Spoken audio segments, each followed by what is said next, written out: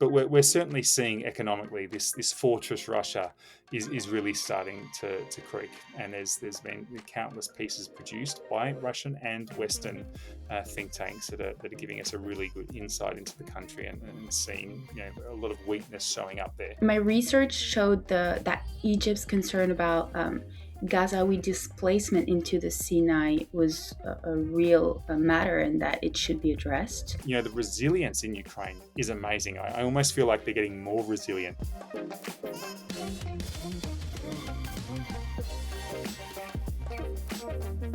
2025 wasn't just a year with a few bumps. It really was a live fire activity when it comes to leadership, business models, political systems, and geopolitics. And I think we've had some amazing guests on the International Risk Podcast this year. I'm Dominic Bowen, host of the International Risk Podcast.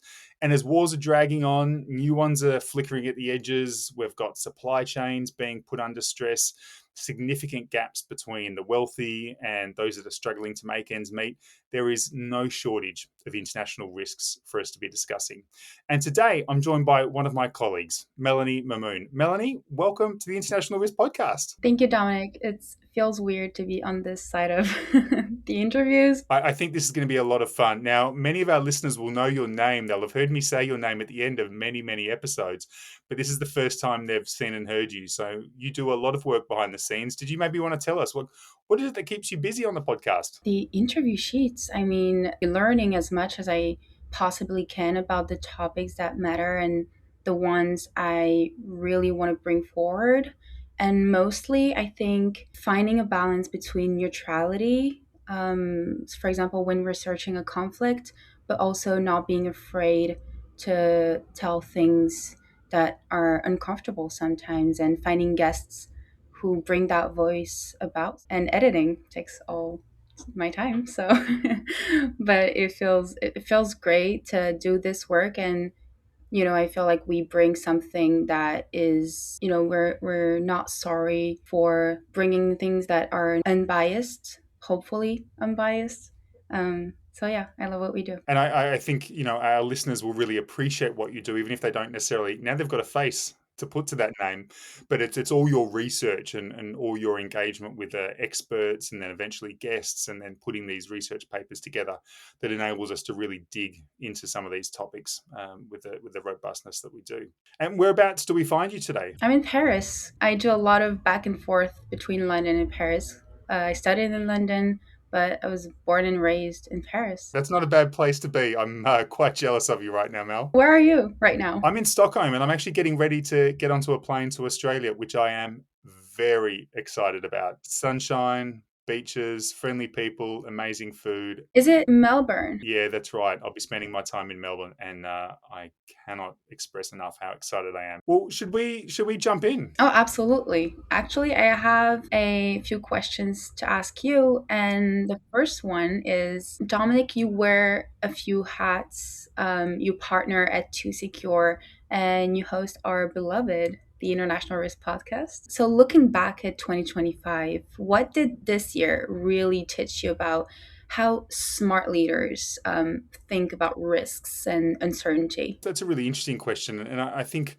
hopefully our listeners today can really try and use some of the conversation you and I are having to really reflect on their own leadership style and how they look at things. But one of the things that I've certainly learned is trying to move away from predicting the future. It's just not possible. Now, of course, one of the first questions clients always ask me is, who is going to win the next election? Is there going to be a rate cut? What's going to happen in the markets? What's the likelihood of there being another natural disaster in this country or a terrorist attack in this place?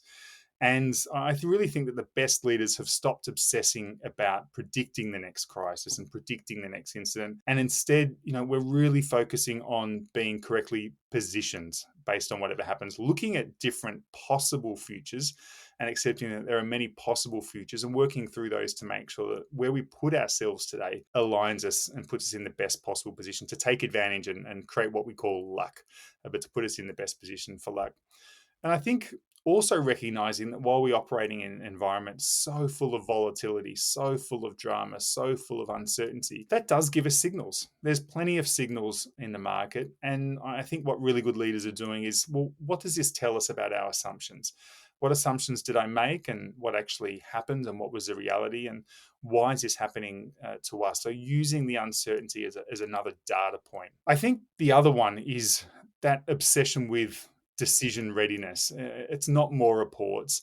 What we need is leaders that are more comfortable making faster decisions with incomplete information, and making these decisions and being ready to pivot when they realize that the decision wasn't right, or maybe wasn't the best decision, or new data has now become available, but making faster decisions and then being more agile to capitalize on those. I think there's some of the things that really have defined good leadership for me this year.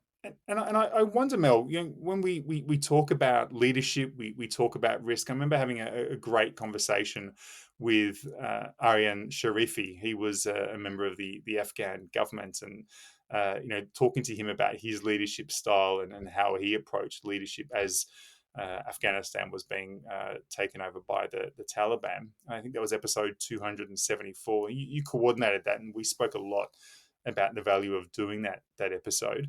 I wonder what you've managed to learn about Afghanistan, about instability, and even actually stability in Afghanistan today. And was there things that surprised you about the Taliban? I remember there was a few things that Ariane said that really surprised me about the Taliban's rule today. Well, absolutely. I mean, you mentioned instability and stability in the same sentence. It was really what defined the conversation with Ariane. Speaking with him at first prior to the interview made me realize that I didn't want the topic to be only human rights focused, but really understand why the Taliban were able to take over in 2021, and what really came through. I mean, both when I was preparing the interview sheet and during, I mean, listening to the conversation with Aryan that you had, is that Afghanistan's instability is not just simply because of the Taliban takeover, but it was there prior because of fragmented governance. I mean, President Ghani's government, as Dr. Sharifi mentioned, had no institutional continuity. So there was a complete absence of inclusive political settlement, and the Taliban managed for the first time in decades to have a highly centralized rule. And it might sound counterintuitive, but the Taliban really managed to make a highly secure territory by excluding elites or former elites, ethnic minorities, civil society, and scaring away, or if not dismantling, at least scaring away terrorist groups. So, this, I guess, orderly instability, as Aryan said, came at a cost. I mean, women's rights are barely even apparent in Afghanistan, and the rule of law is pretty much overshadowed by Taliban power. And I think one thing that I initially approached the topic thinking I was going to hear about factionalism within the Taliban. So, for example, the I remember researching about the network operating Kabul versus the one operating Kandahari. And in the interview, Aryan really clarified that this fragmentation hasn't truly materialized because the Taliban's leadership maintains discipline through, I guess, ideology first, but also a full arbitrary and strong suppression of any dissident. I remember Aryan talked about coming back home, where he's from. And they asked him questions. Why are you here? Do you have any problem with the Taliban government? And he had to go through interrogatories and really prove that he wasn't there to contest anything. The fact that the Taliban truly knew the territory well, and the fact that that they knew their population better than any government before, and allowed them to really rise to power. The main resources of Afghanistan's economy is rooted in opium production. So, at least for decades, it's been the case, or even 100 years. And the economy could have been used, the taxes and everything could have been used by the former government to build infrastructure, as Aryan suggested to former President Ghani, to build roads, to really merge regions and bring people together to have a stronger population that really felt like they belonged to a population. They didn't do that. So it really made way for the Taliban to thrive. One last thing that I would say is that I would look out for is they recently announced that opium production would become illegal. How will the economy survive? I mean, from international sanctions that they've been managing quite well to survive. If the whole economy collapses, then I don't know. I wouldn't see the Taliban thriving much longer.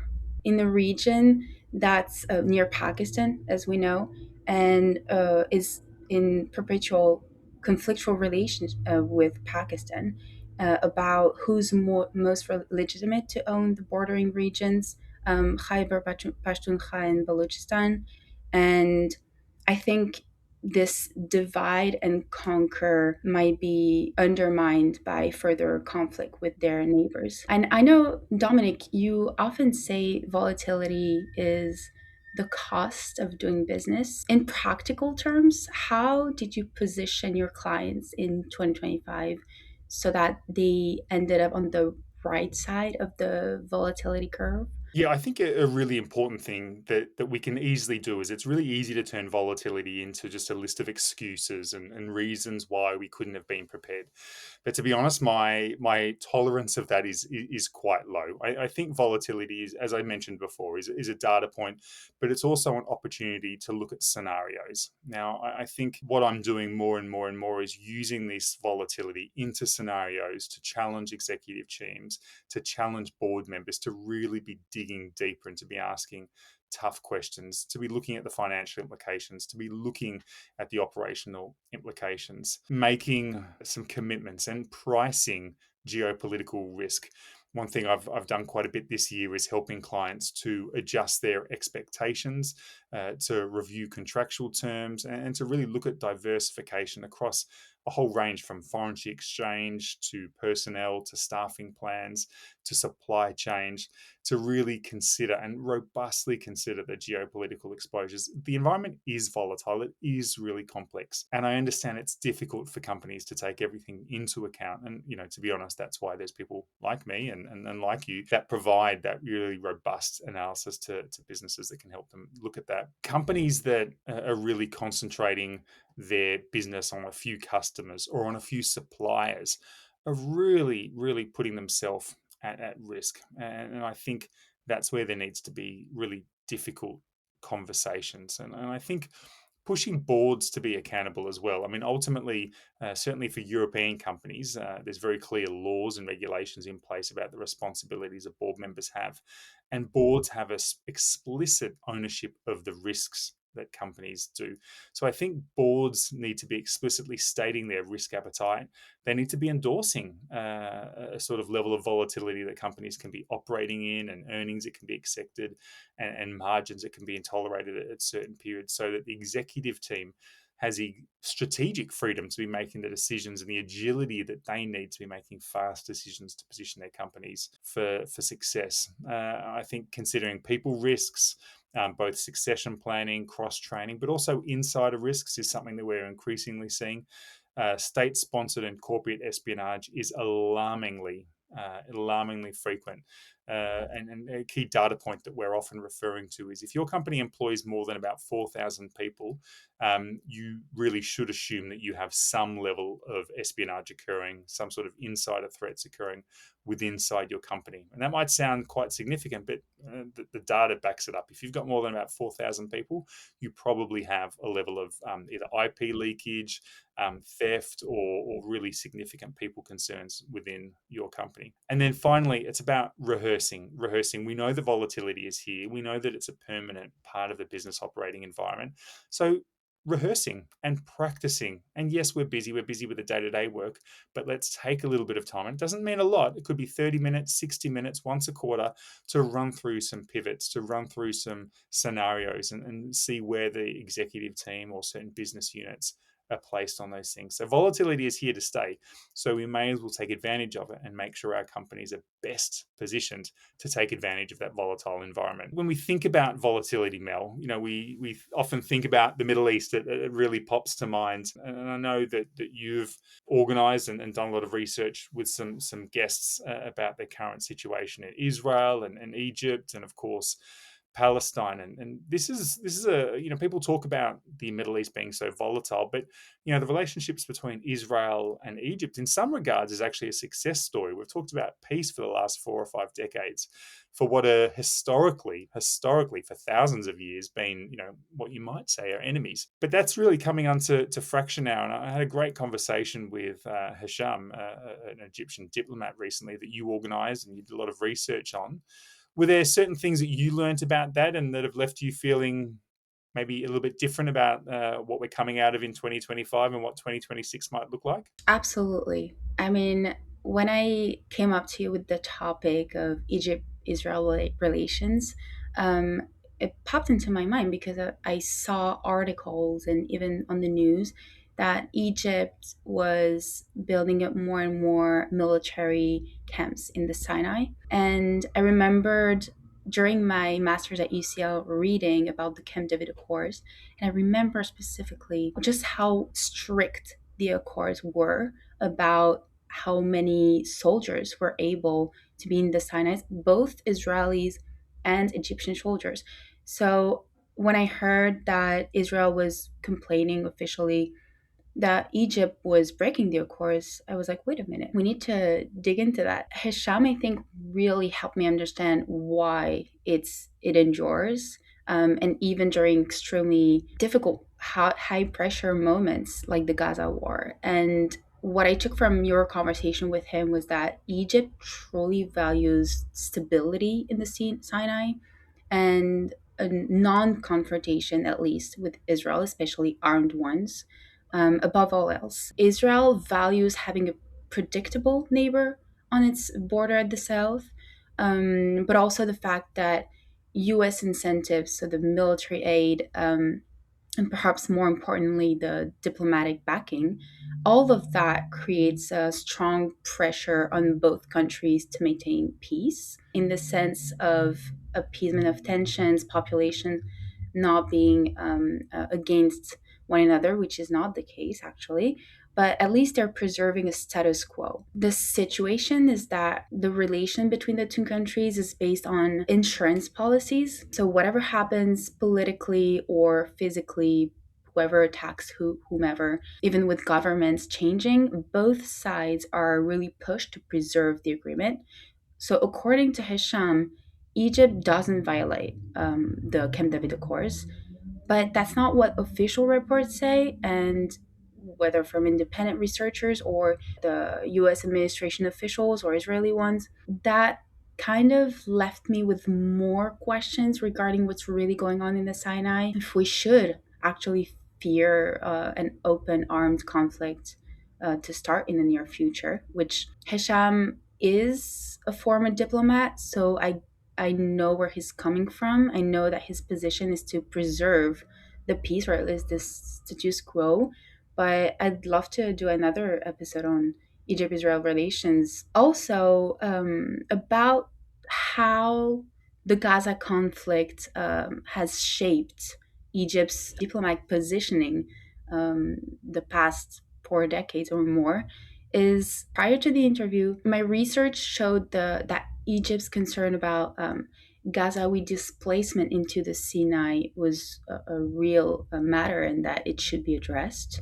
But the interview with Hisham made me realize just how sensitive it really was and how much it weighed in the balance of the peace, basically. We learned that Egypt is on all fronts, basically juggling multiple roles. I mean, they're mediator between Hamas and Israel at times, between Israel and the Arab countries, even though I think it hasn't happened much because it's a dangerous game for Egypt to play, as a sovereign within the Middle East and as part of the Arab League. From what I understand, Egypt's strategy is based on separating what their public rhetoric is.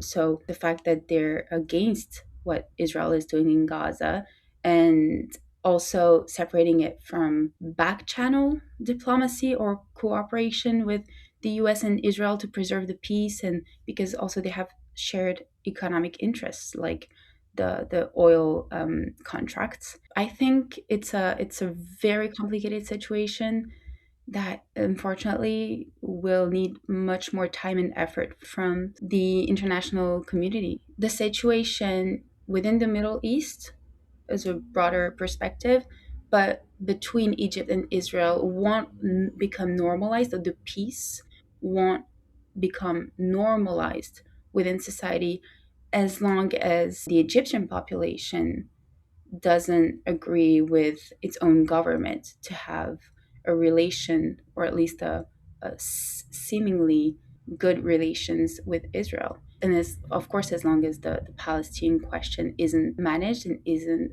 achieved, and a two-state solution isn't achieved. A little further afield from Afghanistan and Egypt, you've spent quite a lot of time in Ukraine this year.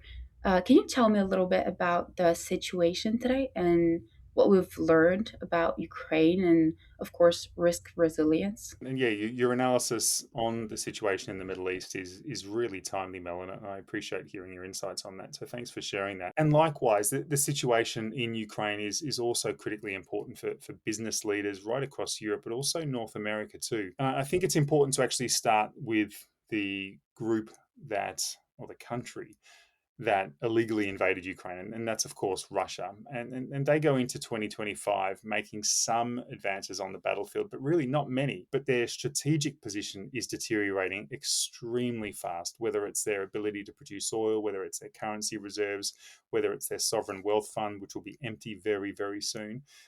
The situation and public opinion is all heading in the wrong direction for the Russian elite. I mean, on the ground, Moscow is pushing really hard around Sumy and Pokrovsk, which are in the east of the country.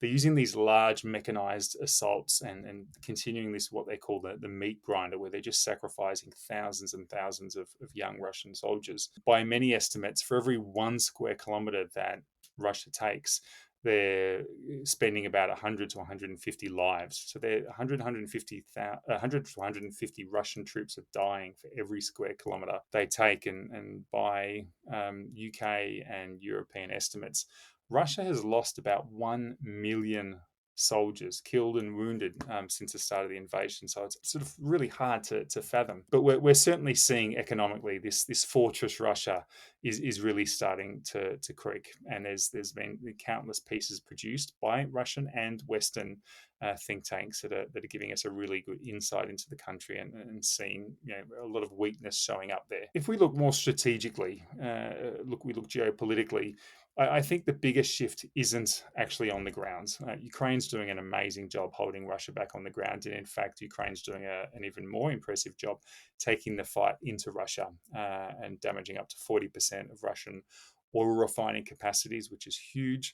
But what's much more important is the diplomacy and the money. We've seen Trump's team, that's Jared Kushner, his property developer son-in-law, and Steve Witkoff, his property developer business mate and donor, we've recently found out, a large donor to the Trump campaign, have basically been doing this shuttle diplomacy between Kremlin and DC, and more recently in Florida as well. And what they're promoting as a security framework, most people are actually seeing now as property deals and business deals. Russia is trying to escalate its position on the ground, but not making many movements. But the actual deals being done about ending the war and achieving peace in Ukraine really just look like a business deal right now with America profiting from it, which is leaving a lot of people scratching their heads. But more importantly, seeing Ukraine being forced to give up land in response to an illegal invasion, and then stripping Ukraine of many rights that most countries have, including its forced determination and its ability to defend itself in future. So I think we need to really watch that space really, really closely.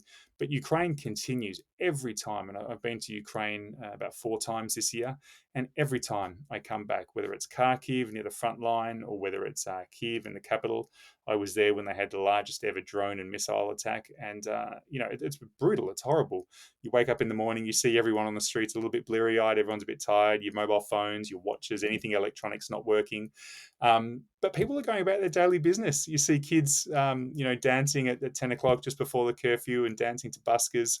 You see little boys and girls holding hands as they're walking on their way to school in the morning. Restaurants are bustling. Art and culture is flourishing. And we had a great conversation about Ukrainian culture on the podcast a couple of weeks ago. The resilience in Ukraine is amazing. I almost feel like they're getting more resilient as the war goes on, and the culture is just getting even stronger. So certainly it's a location and a country and a people that really, really impressed me. And I think it's certainly something that we can all learn a lot about. We've had a lot of great guests on the podcast, and you coordinated an excellent interview about France's economic situation being downgraded by Finch. We had a conversation with Susanna Streeter, which was really, really insightful. I'd love to hear from you, Mel, about what sort of insights you got from that. I certainly learnt a lot from Susanna and the research we did ahead of that conversation. But what were some of the main learnings you got? Prior to the interview, I was obviously, as a French person, aware of France's fiscal struggles, we'll say. But the conversation you had with Susanna really clarified just how much of the downgrade affects France's credibility. The statement released by Fitch this year pointed to the government's limited governance, the rise of pension costs, and obviously the persistent deficit. What Susanna really emphasized on is the fact that investors now, or for a few months now, have been questioning France, and now even more than ever, and whether the country can implement the reforms it promises or not.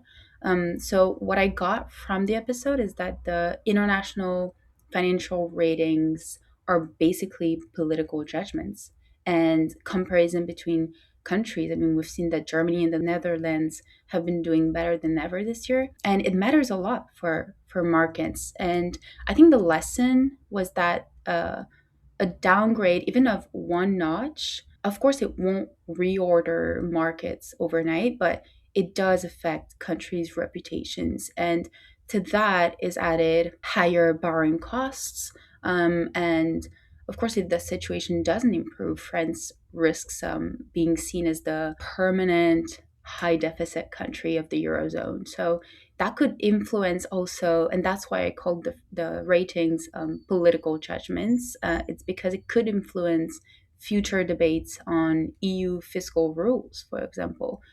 France could have a lesser voice. So the perception shapes both investor behavior more than I realized, and the EU, for example. The main takeaway from the interview is that the debate on the Zuckman tax is not just ideological, so left versus right, poor versus rich, or workers versus landlords.